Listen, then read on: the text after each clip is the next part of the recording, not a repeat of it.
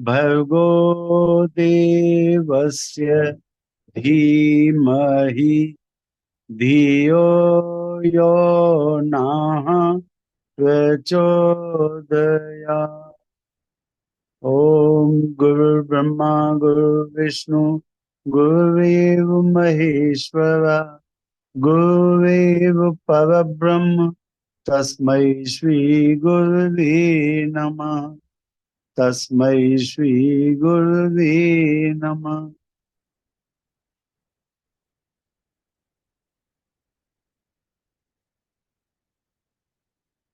ओम भैया, हम लोग इसके बाद वाले पेज पे हैं।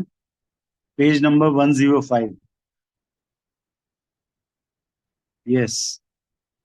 अमेरिकी वैज्ञानिक मनुष्य शरीर के चारों ओर बिखरे रहने वाले, विशेषतया चेहरे के इर्द गिर्द अधिक प्रखर पाए जाने वाले तेजो वलय के संबंध में अपनी शोधें बहुत पहले प्रकाशित कर चुके हैं। अब आप लोगों को ये बात समझ में आ गई होगी कि ये तेजो वलय या ऑरा या हैलो जिसे हम कहते हैं, ये सबसे ज्यादा मस्तिष्क के चारों तरफ क्यों दिखाई देता है? क्योंकि पूज्य गुरुदेव ने बताया कि ये जो प्राण शक्ति है, इसका केंद्र मुख्यतः हम मस्तिष्क।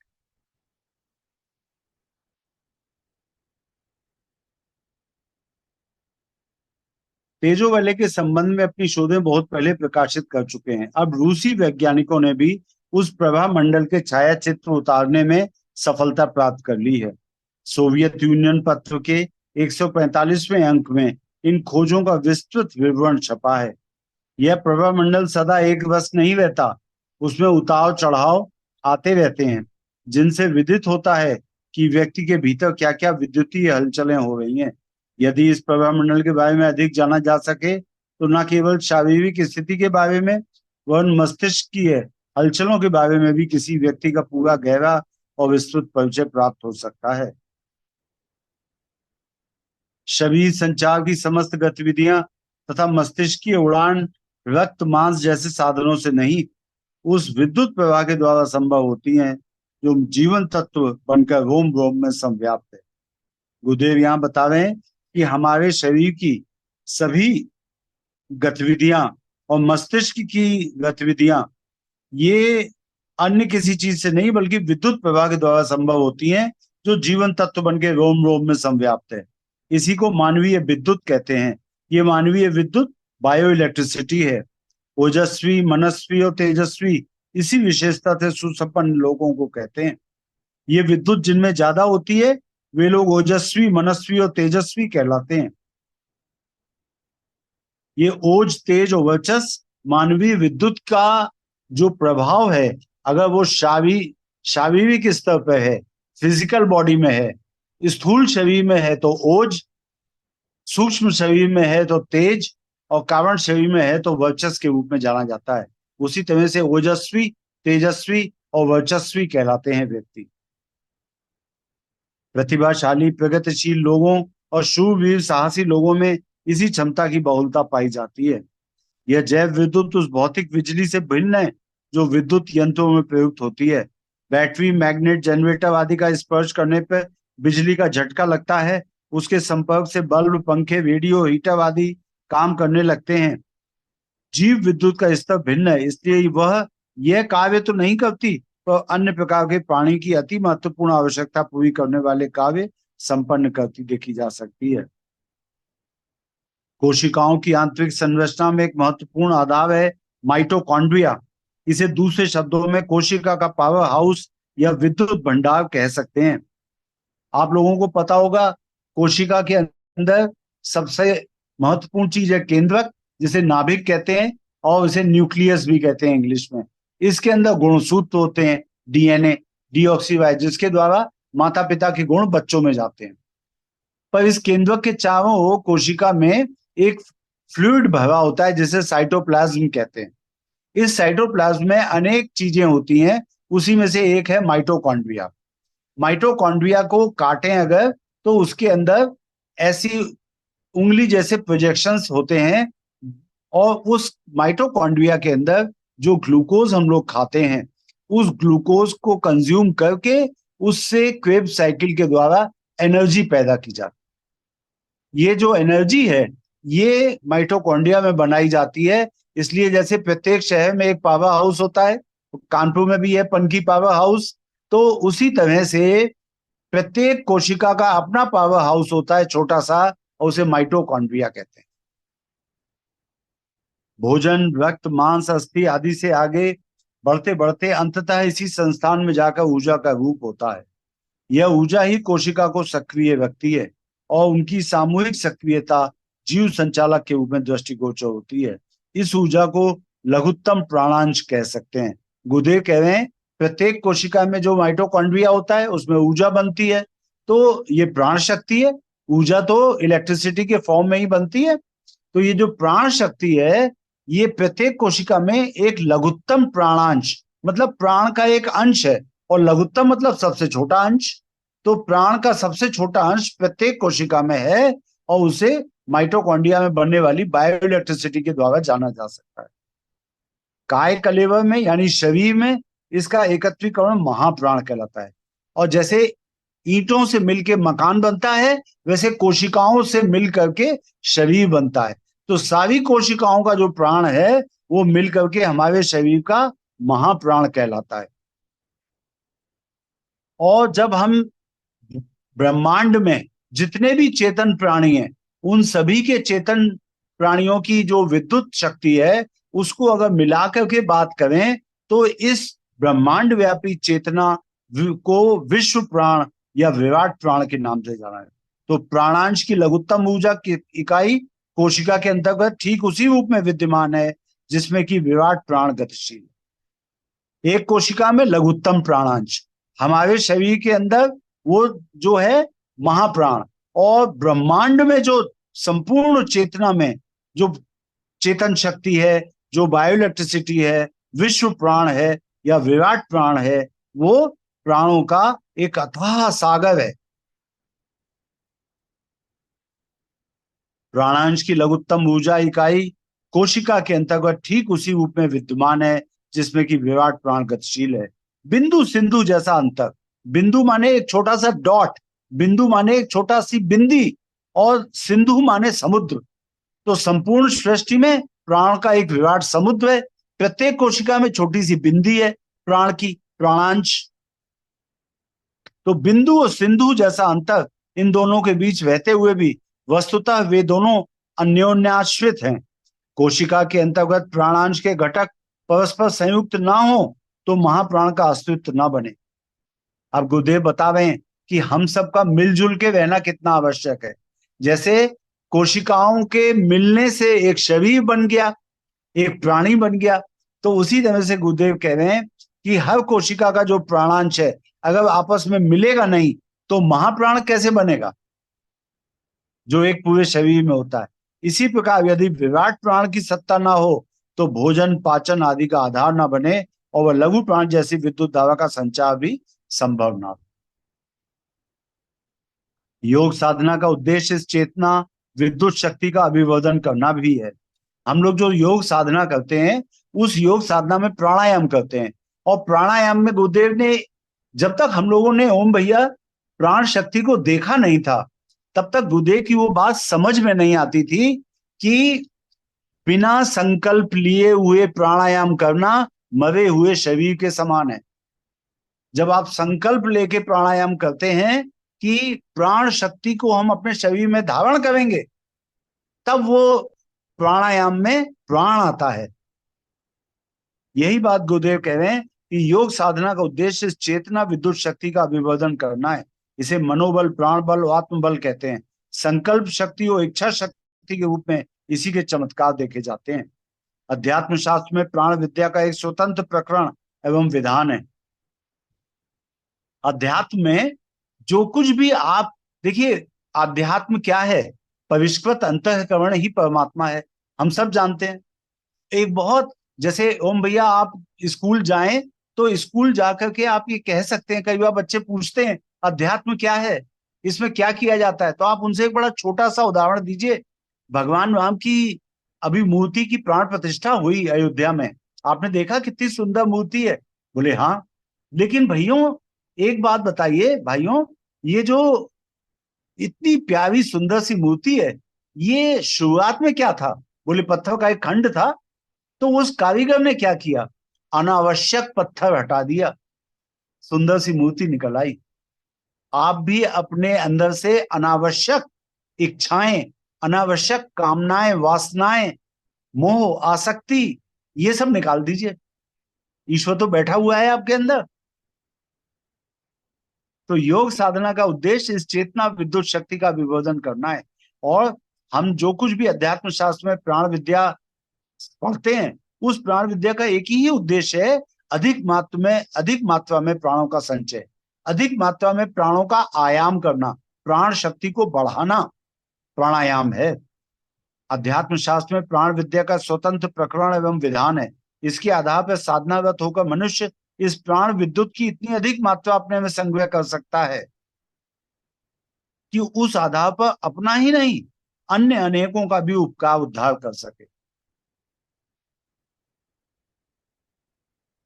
योग साधना इस मानवीय विद्युत भंडार को असाधारण रूप से उत्तेजित करती और उभारती है।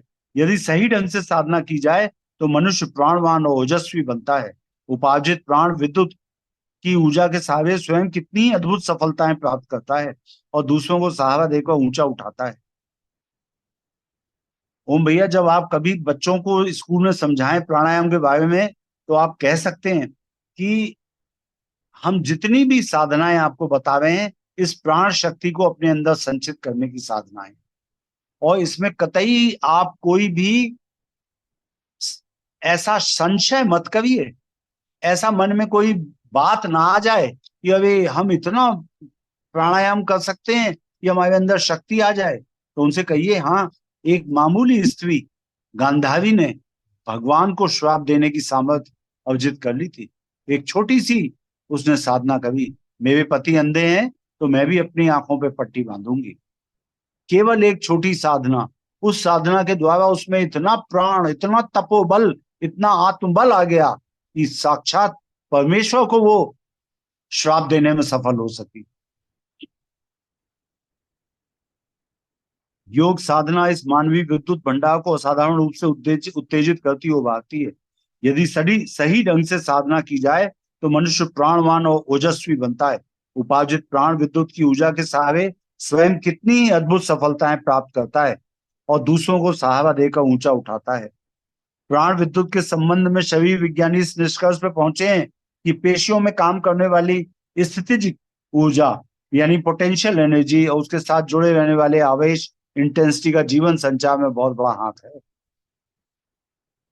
तो जो शरीर विज्ञानी हैं, अर्थात जो मानव शरीर का अध्ययन करते हैं, वो प्राण विद्युत के संबंध में इस निष्कर्ष पे पहुंचे हैं कि हमारे शरीर की एक एक कोशिका में प्राण है और जो कुछ भी काम करने वाली ऊर्जा है, वो एनर्जी जो है, वो सब एक विद्युत इलेक्ट्रिसिटी के रूप में है, बायो इलेक्ट्रिसिटी के रूप में है। आवेश कहते हैं चार्ज को, और इंटेंसिटी कहते हैं उसकी मात्रा को। जैसे लो इंटेंसिटी का करंट है या हाई इंटेंसिटी का करंट है, तो इंटेंसिटी का मतलब उसमें कितनी ताकत है। अब इसके आगे वाली जो लाइन लिखी हुई है वो थोड़ी गलत लिखी है। मैंने आप लोगों को कई बार बताया, हमारे पूज्य गुरुदेव बहुत ही वेग से लिखते थे, और उनकी राइटिंग कैसी है, वो राइटिंग का एक एग्जाम्पल मैं कल आप लोगों को दूंगा। जो समाधि बनी हुई है उसमें गुरुदेव के हाथ में जब पेन होता था तो गायत्री मंत्र कैसे लिखते थे, उन्हीं की हस्तलिपि में गायत्री मंत्र उनकी समाधि पे अंकित है। तो वो गायत्री मंत्र मैं भेजूंगा आप लोगों को, आप देखिएगा। तो उनकी राइटिंग को पढ़ने के लिए ऊपर जहां पे अखंड ज्योति है, वहां पे बैठ के गुरुदेव साधना करते थे, और साधना करने के बाद वो लेखन करते थे, लिखते जाते थे पन्ने बड़ी तेजी से, और बच्चे उनको ऊपर से पन्ने ले लेके भाग के आते थे नीचे, और वो गुरुदेव के जो शिष्य बड़े होते थे वो उनको पढ़ पढ़ करके और लिखते थे। अब चूंकि वो लोग डॉक्टर नहीं है, तो उन्होंने ये जो अगली लाइन है इसमें बहुत गलतियां हैं। इन विद्युत धावाओं का वर्गीकरण तथा नामकरण सिफेलो ट्राइजेमिनल न्यूरेल्जिया की व्याख्या चर्चा के साथ प्रस्तुत किया जाता है। ये लाइन टोटली मतलब इसे आप हटा दें, क्योंकि ये जो सिफेलो ट्राइजेमिनल न्यूरेल्जिया है, न्यूरेल्जिया होता है कि हमारे शरीर में जो भी कोई नर्व है उसमें अगर दर्द हो जाता है तो उसे न्यूरेल्जिया कहते हैं। और ये ट्राइजेमिनल नर्व जो है, ये मुख के आसपास एक नर्व होती है, और ये ट्राइजेमिनल नर्व में कभी कभी पेन हो जाता है तो उसको न्यूरैल्जिया कहते हैं। एक बड़े सफल एक्टर हैं, नाम तो नहीं लेना चाहता उनका, सलमान खान, उनको ये बीमारी है, सिफेलोट्राइजेमिनल न्यूरेल्जिया। तो ये इसका कहीं तारतम्य नहीं बैठ पा रहा।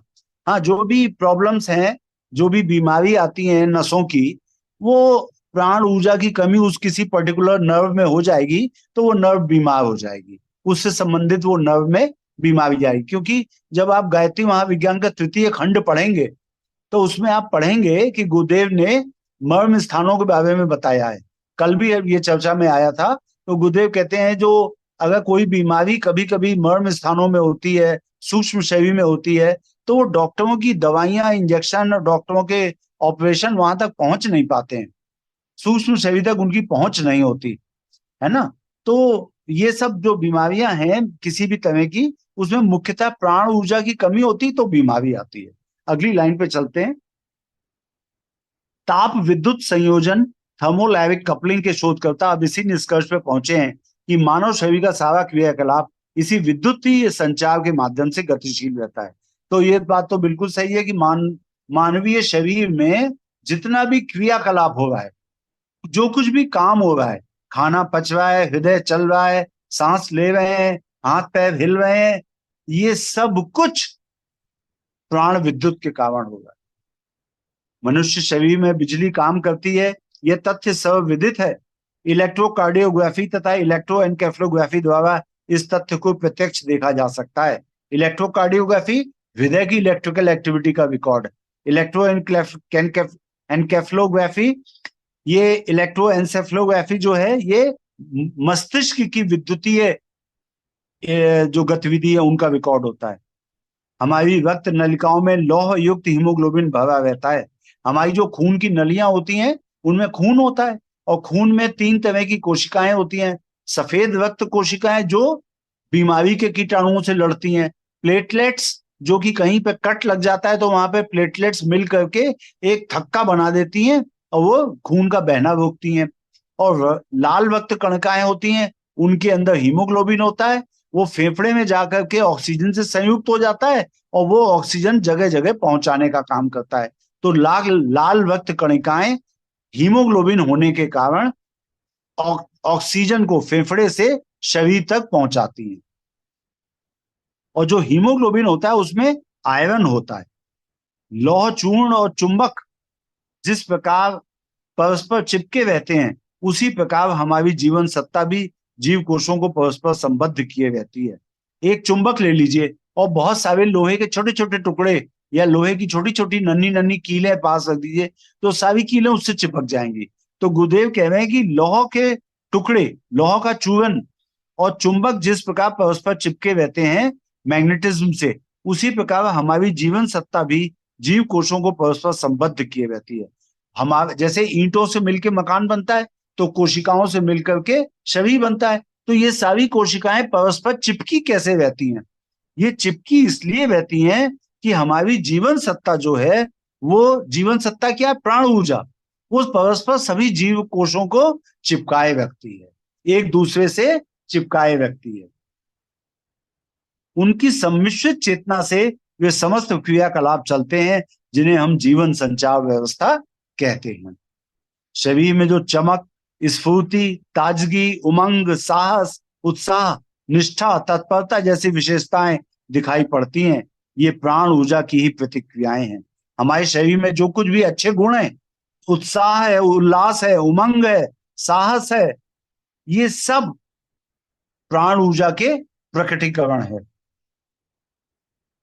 मनस्वी, ओजस्वी, तेजस्वी, तपस्वी आदि शब्द इसी क्षमता का बाहुल्य व्यक्त करते हैं। अगर किसी व्यक्ति में प्राण ऊर्जा अधिक होगी तो वो तपस्वी हो जाएगा, मनस्वी कहलाएगा, तेजस्वी कहलाएगा। ऐतिहासिक महामानवों में यही विशेषता प्रधान रूप से रही है।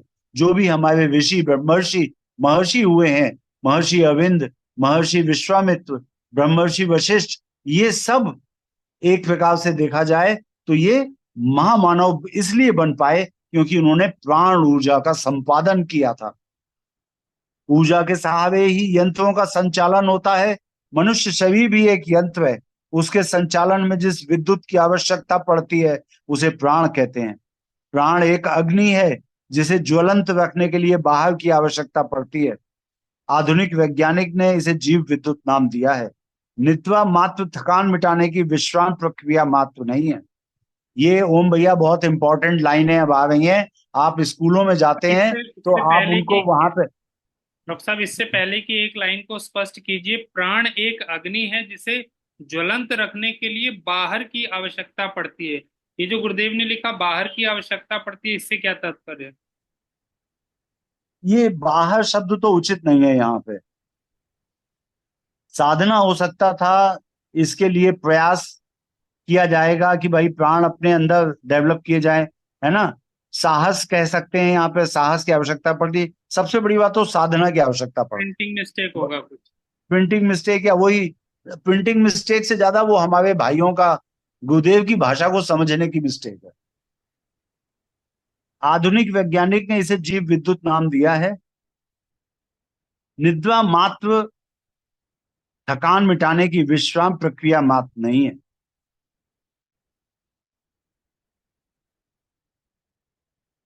निद्रा मात्र थकान मिटाने की विश्राम प्रक्रिया मात्र नहीं है। ये ओम भैया जो भी लोग स्कूलों में जा रहे हैं, बच्चों को संबोधित कर रहे हैं, उनको एक लाइन ये जरूर बोला करें कि बेटे जब आप लोग पढ़ाई करें तो उसके साथ में उचित मात्रा में नींद भी लेनी है। नींद के समय पे जो कुछ आपने पढ़ा है वो अच्छी तरह से मस्तिष्क में स्थायी रूप से दर्ज हो जाए। इसके लिए आवश्यक है कि प्रोटीन की मात्रा आपके भोजन में अच्छी हो और आपकी निद्रा भी यथोचित होनी चाहिए। ठीक है। तो निद्रा मात्र थकान मिटाने की विश्राम प्रक्रिया मात्र नहीं है।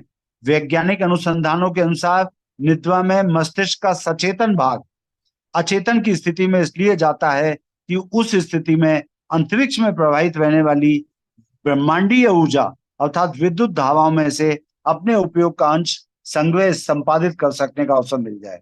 यानी गुरुदेव कह रहे हैं, ये बहुत हम सबके समझने की बात है। गुरुदेव कह रहे हैं कि जब हम लोग सोते हैं तो ब्रह्मांड की जो ऊर्जा है वो ब्रह्मांडीय ऊर्जा को हम अपने मस्तिष्क में धारण करते हैं। एरियल रेडियो तरंगों को पड़ता है। पुराने जमाने में ट्रांजिस्टर में एरियल लगा होता था, है ना।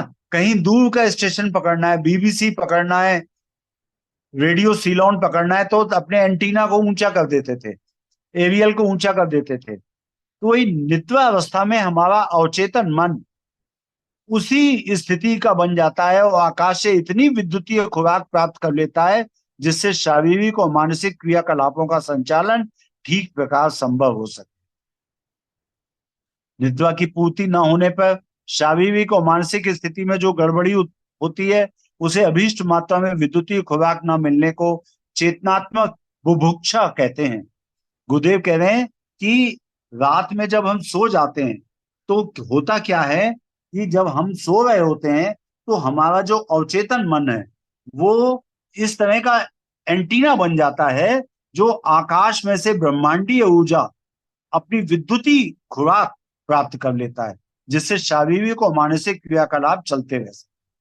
और अगर नींद पूरी नहीं होगी तो क्या होगा? आपने देखा होगा कभी कभी घर में कोई बड़ा त्योहार हो, घर में कोई फंक्शन है, अपने बच्चे की शादी है, तो 2-3 दिन अगर आप ठीक से ना सो पाए तो हालत ऐसी हो जाती है कि फिर उसके बाद काम करने लायक नहीं रहता। तो ये ऐसा इसलिए कि जो शरीर की प्राण ऊर्जा की कमी है वो निद्रा के समय पे अवचेतन मस्तिष्क पूरा करता है। ये बात आपको हम सबको समझनी चाहिए।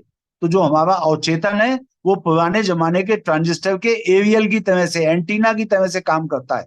जब हम सो गए तो अवचेतन मन जो है ब्रह्मांडी ऊर्जा को अपनी तरफ खींचता है और धारण करता है। आदरणीय डॉक्टर साहब, ये चीज तो लगभग लगभग हम सभी परिजनों ने अनुभव करी होगी कि यदि केवल शरीर का विश्राम हो तो आप लेटे रहिए, लेकिन अगर नींद आती है तो कैसी फ्रेशनर आ जाती है, और अगर नींद नहीं आती है आप कई तो हाँ, घंटे तक लेटते रहते हैं, उसके बाद भी अगले दिन कंप्लेंट होती है कि ऊर्जा नहीं है, एनर्जी नहीं है। हाँ, तो ये अपने आप ये में स्पष्ट बताता है कि नींद ली तो एनर्जी डाउनलोड हुई। बिल्कुल बिल्कुल। और अगर आप लोगों के पास कभी ऐसे लोग आए, सामान्य जन आए कि भैया हमें नींद नहीं आती, हम तो ये बिना दवा के सो नहीं पाते, बड़ी आजकल कॉमन ऐसा सी ही हो बात रहा है, है। बहुत से ऐसे ही लोग आ रहे हैं सर। हाँ, तो उनको आप साफ साफ बताइए कि भैया दिन में 2-3 बार शांति पाठ पढ़िए, आप पढ़ना सिखा दो। नहीं हो तो उनको कह दो कि भाई यूट्यूब पे मिल जाएगा शांति कुंज वाला, और कहीं का नहीं, शांति कुंज वाला।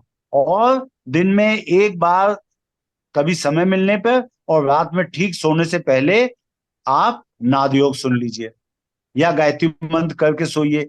ठीक है, और वो कुछ नहीं कर सकता तो उससे कहिए कि हमारे गुरुदेव के लिखा साहित्य रात में सोने से पहले पढ़ ले और उसी का चिंतन करते हुए लेटे, फिर आप समझ लीजिए नींद बहुत अच्छी आएगी। ठीक है, तो ये बात आपको, कई लोग आपसे कहा करेंगे कि भाई नींद नहीं आती, क्या करें, नींद नहीं आती। तो अनिद्रा में इस विद्युतीय आहार की ही कमी पड़ती है। और गुरुदेव इससे भी आगे की बात कह रहे हैं कि निद्रा की पूर्ति ना होने पर शारीरिक और मानसिक स्थिति में जो गड़बड़ी उत्पन्न होती है उसे अभीष्ट मात्रा में विद्युतीय खुराक ना मिलने की चेतनात्मक बुभुक्षा कहते हैं। इसके बने रहने पर मनुष्य विक्षिप्त या अर्ध विक्षिप्त बन जाता है। पागलपन छा जाने से पूर्व प्रायः कुछ दिन पहले से अनिद्रा रोग उत्पन्न होता है। अनिद्रा में इस विद्युतीय आहार की ही कमी पड़ती है। ठीक इससे विपरीत इस शक्ति का विकास होने अर्थात सूक्ष्म शरीर के बलवान होने पर वह सारी क्षमताएं उपार्जित हो सकती हैं। वह वितंबरा प्रज्ञा जागृत की जा सकती है, जिससे बिना किसी भौतिक माध्यम के भी व्यक्ति दूरवर्ती वस्तुओं और संबंधियों का ज्ञान, भविष्यवाणी, ऋतुओं का पूर्वानुमान सच सच कर सकते। अब इसके विपरीत क्या है कि अगर हमारा प्राण शक्ति डेवलप होगा तो प्राण शक्ति डेवलप होने से क्या होगा, सूक्ष्म शरीर बलवान बन जाएगा। और सूक्ष्म शरीर बलवान बन जाएगा तो क्या होगा, आपके अंदर वो क्षमताएं आने लगेंगी जो सूक्ष्म शरीर की हैं। यानी दूसरे लोगों के बारे में आप सही सही जान जाएंगे। आपके मन से जो भी निकलेगा, आपके मुंह से जो निकलेगा वो होने लगेगा। डॉक्टर साहब ऊपर एक शब्द आया था विक्षिप्त, हाँ, इसके तो बने रहने विक्षिप्त पर का, विक्षिप्त विक्षिप्त का तात्पर्य? हाँ, विक्षिप्त का तात्पर्य होता है जो पागल टाइप के लोग होते हैं। और गुरुदेव ने बहुत अच्छी बात भी लिखी है। गुरुदेव ने लिखा है पागलपन छा जाने से पहले कुछ दिन से अनिद्रा रोग उत्पन्न होता है। जब हम लोग क्लास 6 में पढ़ते तो हिंदी में एक चैप्टर था साइकिल की सवारी, कि हमने साइकिल चलाना सीखा। तो उसमें एक सेंटेंस है, मुझे आज तक याद है, कि जब मुसीबत आती है तो बुद्धि पहले भ्रष्ट हो जाती है ना। तो वही बात गुरुदेव लिख रहे हैं कि पागलपन छा जाने से पहले प्रायः कुछ दिन पहले से ही अनिद्रा रोग उत्पन्न होता है। अनिद्रा आ जाएगी तो अनिद्रा आने से क्या होगा, धीरे धीरे उसमें चेतनात्मक बुभुक्षा आ जाएगी, धीरे धीरे विक्षिप्त की तरह से वो काम करने लगेगा। और ठीक इसके विपरीत इस शक्ति का विकास होने अर्थात सूक्ष्म शरीर के बलवान होने पर वह सारी क्षमताएं उपार्जित हो सकती हैं। वह वितंबरा प्रज्ञा जागृत की जा सकती है, जिससे बिना किसी भौतिक माध्यम के भी व्यक्ति दूरवर्ती वस्तुओं संबंधियों का ज्ञान, भविष्यवाणी, ऋतुओं का पूर्वानुमान सच सच कर सकें। यह सारे क्रियाकलाप चेतना के अति गहन स्तर पर संपादित होते हैं। इस बात को तो कोई भी व्यक्ति प्राणायाम के थोड़े समय के अभ्यास से भी ज्ञात कर सकता है कि जैसे जैसे प्राणायाम का अभ्यास बढ़ता है बुद्धि तीक्ष्ण होती है और गहरी निद्रा आती है। गुरुदेव इसमें कह रहे हैं कि जैसे जैसे प्राणायाम का अभ्यास आप ज्यादा करेंगे तो बुद्धि तेज होगी और गहरी निद्रा आएगी। गहन निद्रा का एक गुण शारीरिक हल्कापन और प्रसन्नता भी है। जब नींद अच्छी आएगी तो आप प्रसन्न हो जाएंगे। जब नींद अच्छी आएगी तो प्रसन्नता आपके शरीर में छाएगी, है ना।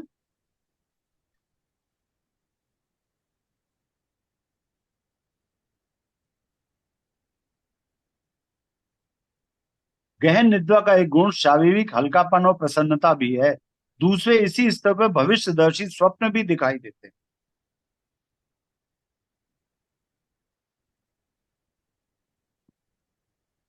गुना में, गुना एक शहर है मध्य प्रदेश में, गुना में एक अश्वमेव यज्ञ हुआ। अश्वमेव यज्ञ करने के बाद वंदनीय माता भगवती देवी शर्मा उस यज्ञ को संबोधित कर रही थी। कुछ वहां पे नेता लोग भी आए थे, तो उनकी तरफ हाथ उठा के बोली, और मैं नेताओं से कहना चाहती हूँ कि वो सब सुधर जाएं, वरना हम आने वाले समय में ऐसे सावित्री प्रयोग करेंगे कि इन सब नेताओं की कोई आवश्यकता न रह जाएगी। और ईमानदार लोगों को हम उठा करके गायत्री परिवार से और भारत के नेतृत्व करने वाले पैनल में शामिल कर देंगे।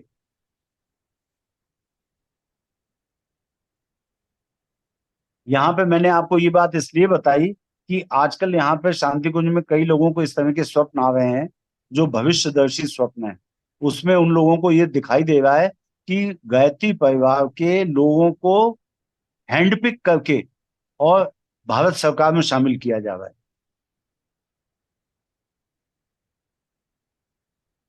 नोवोत्सी न्यूज एजेंसी ने सोते समय अंग्रेजी पढ़ाने का प्रशिक्षण शीर्षक से समाचार छापा है। एक विदेशी न्यूज एजेंसी थी, उसने एक समाचार छापा कि सोते समय हम आपको अंग्रेजी पढ़ाएंगे। समाचार पीछे पहले शीर्षक पढ़कर भी पाठक चौंक पड़े। जागृत अवस्था में कई बार पुस्तकें पढ़ते हैं, अध्यापक पाठ याद कराते हैं, तो भी विद्यार्थियों को एक ही रोना बना रहता है कि पाठ याद नहीं होता। फिर सोते हुए व्यक्ति को पढ़ाना तो असंभव बात है। इसी बात को हम ये कहते हैं कि आत्मा इतनी संवेदनशील है कि अपने सूक्ष्म प्रकाश शरीर से वह सोते जागते किसी भी अवस्था में पढ़ती और ज्ञान संपादन करती रह सकती है। कोई सामर्थ्यवान व्यक्ति अपने विचार, ज्ञान, प्रज्ञाएं और संदेश कैसी भी अवस्था में किसी और को भी दे सकता है। तब तो लोग ये बात ना मानते, पर मॉस्को के पास दूबना स्थान पर विज्ञान विज्ञान इस बात को प्रत्यक्ष सिद्ध करने में लगा हुआ है। लगभग 1,000 लोगों को सोते समय गहरी निद्रा में अंग्रेजी सिखाई जा रही है। प्रयोगकर्ताओं का कहना है कि ये लोग 40 दिन में सोते सोते ही अंग्रेजी सीख जाए। सोते समय अंग्रेजी कैसे बोलें, इस बात के टेप रिकॉर्डर अगर चला दिए जाएं तो लोगों के अवचेतन मन में अंग्रेजी भाषा का ज्ञान पहुंच जाता है। आइए आज यहीं तक पढ़ते हैं, शेष कल प्रारंभ करेंगे।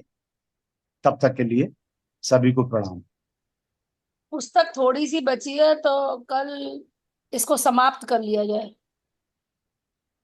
दीदी अभी 1, 2 और 3 पन्ने बचे हैं, 3 तरफ के हो पन्ने जाएगी बचे हैं। कल समाप्त। हाँ, अभी पढ़ दें? नहीं अभी नहीं, अब कल कल कल समाप्त। कल हो जाए। हाँ, कल अंतिम दिन है। कल प्रैक्टिकल क्लास ना करके इसको समाप्त कर लिया जाए पहले। हाँ, कल समाप्त कर दो। सभी को प्रणाम।